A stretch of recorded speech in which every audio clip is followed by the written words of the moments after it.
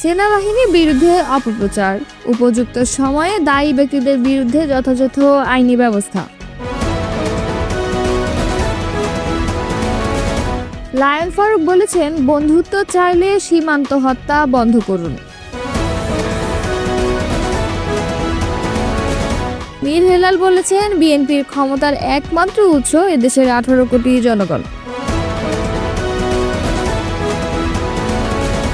হাফিজ বলেছেন, পৃথিবীতে সংবিধান সংশোধন করে নির্বাচিতরা, আর এই দেশে করছে অনির্বাচিতরা। এতক্ষণ শুনছিলেন সংবাদ শিরোনাম, এবারে বিস্তারিত।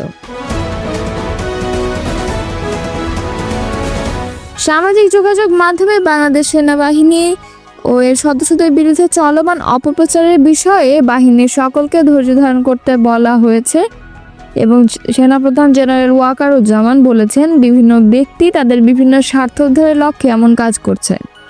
এসবের বিরুদ্ধে তাৎক্ষণিক ব্যবস্থা গ্রহণ না করে পেশাদারি আচরণ করাই শ্রেয়। তবে এই সকল অপরাধ যথাযথভাবে লিপিবদ্ধ থাকছে এবং উপযুক্ত সময়ে এই সকল দায়ী ব্যক্তিদের বিরুদ্ধে যথাযথ আইনি ব্যবস্থা গ্রহণ করা হবে।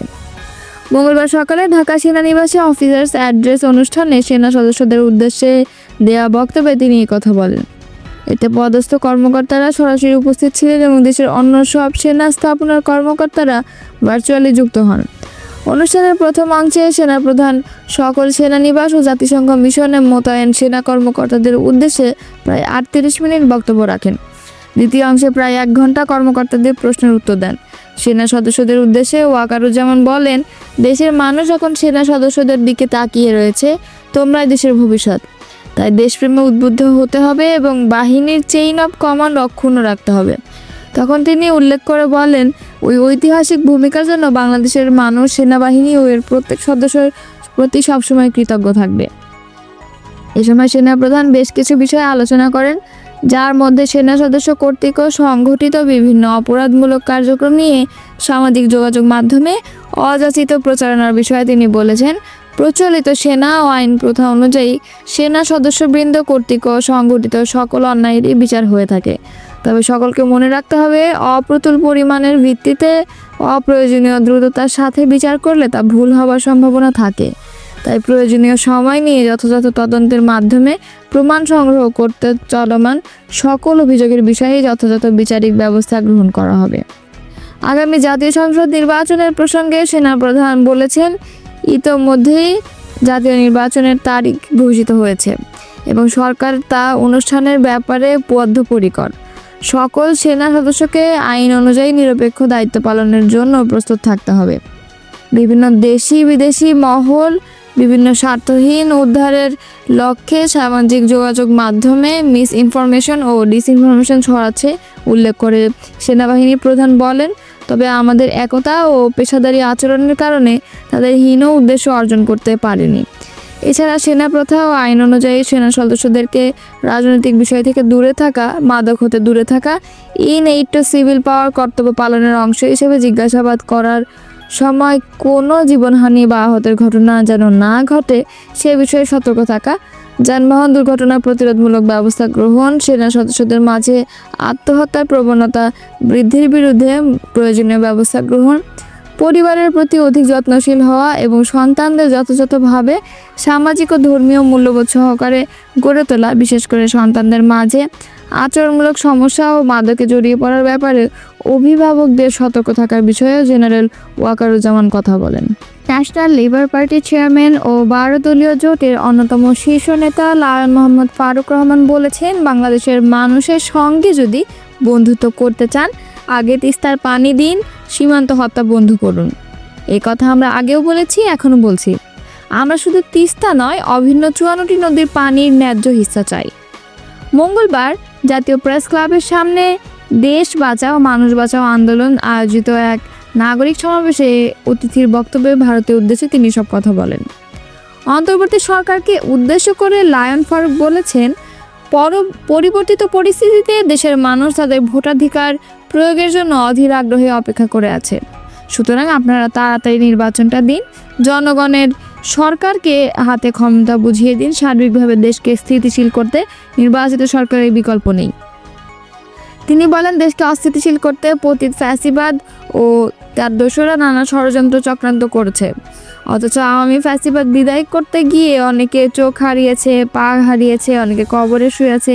এসবের জন্য তাদের মায়া কান্না হয় না, তাদের মায়া কান্না হয় হাসিনার ক্ষমতার জন্য। এ ব্যাপারে আমাদের সবাইকে সতর্ক ও সজাগ থাকতে হবে। একই সাথে রাজনৈতিক দলগুলোকেও সতর্ক থাকতে হবে, যাতে করে কোনোভাবে পতিত ফ্যাসিবাদের পুনর্বাসন না হয়। নাগরিক সমাবেশে প্রধান অতিথির বক্তব্য রাখেন বিএনপি ভাইস চেয়ারম্যান শামসুজ্জামান দুদু। সংগঠনের সভাপতি কে এম রকিবুল ইসলাম রিপনের সভাপতিত্বে আরও বক্তব্য দেন বিএনপি চেয়ারপারসনের উপদেষ্টা হাবিবুর রহমান হাবিব, সাবেক এমপি শমী কায়সার লিঙ্কন, জাতীয়তাবাদী সমবায় দলের সভাপতি নূর আফরোজ জ্যোতি, কৃষক দলের সাবেক নেতা শাহজাহান সম্রাট, ন্যাশনাল লেবার পার্টি দলীয় মুখপাত্র Mohammad Shariful Islam, national party labour Dhaka মহানগরের সভাপতি মইদুল ইসলাম আসাদ প্রমুখ। বিএনপির কেন্দ্রীয় সহ সাংগঠনিক সম্পাদক ব্যারিস্টার মীর মোহাম্মদ হেলাল উদ্দিন বলেছেন, আমাদের নেতা তারেক রহমান বলেছেন, বিএনপির রাজনীতি জনগণকে সঙ্গে নিয়ে। সুতরাং বিএনপি এবং এর অঙ্গ সহযোগী সংগঠনের কোনো পর্যায়ের নেতাদের কারণে যেন আমার দেশের জনগণ কষ্ট না পায়। কারণ বিএনপির ক্ষমতার একমাত্র উৎস হচ্ছে দেশের 18 কোটি জনগণ। মঙ্গলবার বিকেলে জাতীয়তাবাদী স্বেচ্ছাসেবক দলের 45তম প্রতিষ্ঠাবার্ষিকী উপলক্ষে চট্টগ্রাম মহানগর স্বেচ্ছাসেবক দলের বর্ণাঢ্য র্যালি পূর্ব সমাবেশে প্রধান অতিথির বক্তব্যে তিনি এসব কথা বলেন। র্যালিটি জামিয়াতুল ফালাহ মসজিদ ময়দান থেকে শুরু করে বিভিন্ন গুরুত্বপূর্ণ সড়ক প্রদক্ষিণ করে কাজীর দেউরি নাসিমনে দলীয় কার্যালয়ে এসে শেষ হয়। প্রধান অতিথির বক্তব্যে মীর হেলাল বলেন, 1971-এর স্বাধীনতার ঘোষণা থেকে শুরু করে গত 24-এর 5ই আগস্ট পর্যন্ত দেশ বিরোধী অনেক ষড়যন্ত্র হয়েছে। যে পরিবারটি জনগণের পাশে থেকে এইসব দেশ বিরোধী ষড়যন্ত্র মোকাবেলা করে আসছে, সেটি হলো শহীদ রাষ্ট্রপতি জিয়াউর রহমানের পরিবার। তিনি বলেন, চট্টগ্রাম মহানগর স্বেচ্ছাসেবক দল একটি সুশৃঙ্খল ও সুসংগঠিত ইউনিট। হামলা, মামলা, গুম, খুন উপেক্ষা করে আওয়ামী ফ্যাসিবাদ বিরোধী দীর্ঘ আন্দোলন সংগ্রামে স্বেচ্ছাসেবক দল রাজপথে সক্রিয় ভূমিকা রেখেছে। গণতন্ত্র পুনরুদ্ধার আন্দোলনে স্বেচ্ছাসেবক দল বিএনপির ভ্যানগার্ডের দায়িত্ব পালন করেছে। আগামী দিনেও গণতন্ত্র পুনরুদ্ধার, মানুষের অধিকার প্রতিষ্ঠা এবং দেশনায়ক তারেক রহমানের নেতৃত্বে জনগণের কাঙ্ক্ষিত বাংলাদেশ গড়ার স্বপ্ন বাস্তবায়নে স্বেচ্ছাসেবক দল আরও অগ্রগামী ভূমিকা রাখবে। সমাবেশে বিশেষ অতিথির বক্তব্যে চট্টগ্রাম মহানগর বিএনপির সভাপতি এবং সদস্য সচিব নাজিবুর রহমান বলেন, প্রতিষ্ঠার পর থেকেই বাংলাদেশের যে কোনো গণতান্ত্রিক আন্দোলন, সংগ্রাম এবং দুর্যোগ, দুর্বিপাকে কিংবা সংকটে একটি দায়িত্বশীল সংগঠন হিসেবে জাতীয়তাবাদী স্বেচ্ছাসেবক দলের নেতাকর্মীরা সবসময় সাধারণ মানুষের পাশে দাঁড়িয়েছে। আগামী দিনে সুখী সমৃদ্ধ একটি নতুন বাংলাদেশ গড়তে জাতীয়তাবাদী স্বেচ্ছাসেবক দলকে ভূমিকা রাখতে হবে। বিশেষ অতিথির বক্তব্যে বিএনপির আন্তর্জাতিক বিষয়ক উপকমিটির সদস্য ইসরাফিল খসরু মাহমুদ চৌধুরী বলেন, বিএনপিকে ধ্বংস করার প্রচেষ্টা বহুবার হয়েছে, কিন্তু যারাই বিএনপিকে ধ্বংস করতে চেয়েছে তারা নিজেরাই ধ্বংস হয়েছে। আর বিএনপি ফিনিক্স পাখির মতো জেগে উঠেছে। যতদিন বাংলাদেশ থাকবে শহীদ জিয়ার আদর্শে গড়া দল বিএনপি ততদিন বাংলাদেশে বেঁচে থাকবে।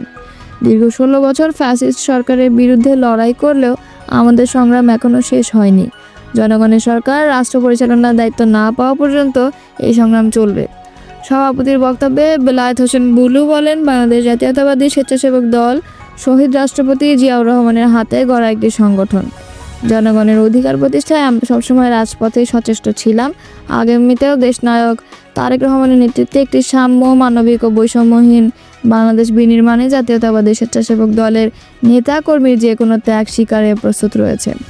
চট্টগ্রাম মহানগর স্বেচ্ছাসেবক দলের আহ্বায়ক বেলায়েত হোসেন বুলু সভাপতিত্বে ও সদস্য সচিব ইঞ্জিনিয়ার জমির উদ্দিন নাহিদের সঞ্চালনায় বিশেষ অতিথির বক্তব্য রাখেন চট্টগ্রাম মহানগর বিএনপি যুগ্ম আহ্বায়ক সৈয়দ আজম উদ্দিন, মহানগর স্বেচ্ছাসেবক দলের সাবেক সভাপতি এইচ.এম. রাশেদ খান। এতে বক্তব্য দেন মহানগর স্বেচ্ছাসেবক দলের সিনিয়র যুগ্ম আহ্বায়ক জিয়াউর রহমান জিয়া, যুগ্ম আহ্বায়ক মঈনুদ্দিন রাশেদ, জহিরুল ইসলাম টম, হারুনুর রশিদ এবং গোলাম সরোয়ার, আব্দুল হালিম গুড্ডু, আব্দুল আহাদ রিপন এবং কামরুল হাসান। এ সময় উপস্থিত ছিলেন মহানগর স্বেচ্ছাসেবক দলের সদস্য আব্দুল হাই এবং রাশেদ পাটোয়ারি এবং মোহাম্মদ রাজীব প্রমুখ।